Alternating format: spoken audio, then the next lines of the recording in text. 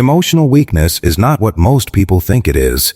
It does not look like crying in public or admitting you are struggling. Those are actually signs of courage. Real emotional weakness is far quieter, far more socially acceptable, and far more destructive over time. It hides inside behaviors that look completely normal, sometimes even admirable, until you examine what they are actually producing in someone's life. And the reason this matters is not to judge anyone. It is because most of these behaviors are invisible to the people doing them. They feel like natural responses. They feel like self-protection. And they are costing the people who practice them far more than they realize. The first thing emotionally weak people always do is make every conflict about winning. When a disagreement arises, the entire focus shifts immediately from resolving the issue to defeating the other person. The relationship becomes secondary. The truth becomes secondary. Winning becomes the only available outcome. And in the pursuit of winning, the thing that actually mattered in the conversation, the connection, the understanding, the resolution, gets destroyed.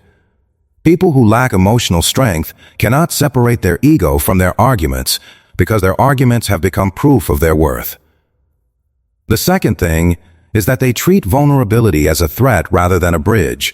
When someone shares something real, something difficult, something honest, the emotionally weak person either deflects it, dismisses it, or weaponizes it later. They cannot hold space for another person's openness because being near genuine vulnerability reminds them of their own, which they have spent enormous energy avoiding. So they respond to honesty with discomfort, humor, or distance, and the other person learns never to go there again.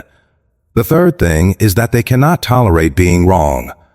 Not occasionally, not in important situations, but ever. The admission of error becomes a catastrophic threat to their sense of self because they have built their identity on the image of competence rather than the reality of growth. So every mistake gets explained, redirected, or quietly rewritten. The apology arrives with a but attached. The accountability comes with an equal or greater counter-accusation. The lesson never lands because landing would require sitting in discomfort, and that is exactly what emotional weakness is designed to avoid. The fourth thing is that they consistently choose comfort over growth, not in dramatic, obvious ways, in daily, quiet ways. The conversation they keep postponing, the habit they know needs to change but doesn't, the pattern they can identify clearly but cannot bring themselves to disrupt, because disruption requires tolerating the temporary discomfort of not knowing who they are without the familiar behavior.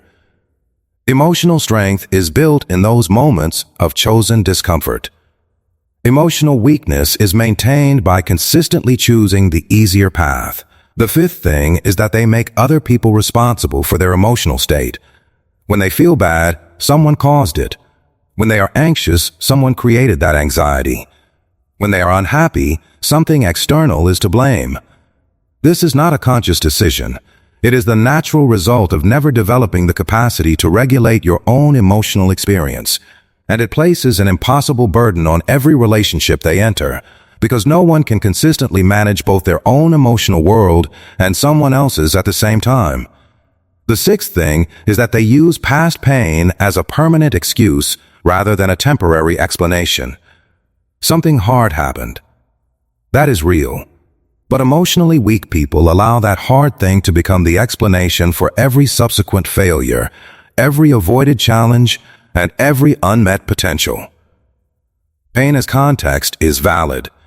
Pain as a ceiling is a choice, and it is one of the most limiting choices a person can make about their own life. The seventh thing is that they confuse familiarity with safety. They stay in situations that are harmful, patterns that are broken, and relationships that are damaging, simply because those situations are known. The unknown feels more threatening than the familiar pain, and so they choose what hurts in a predictable way over what might heal them in an unpredictable one.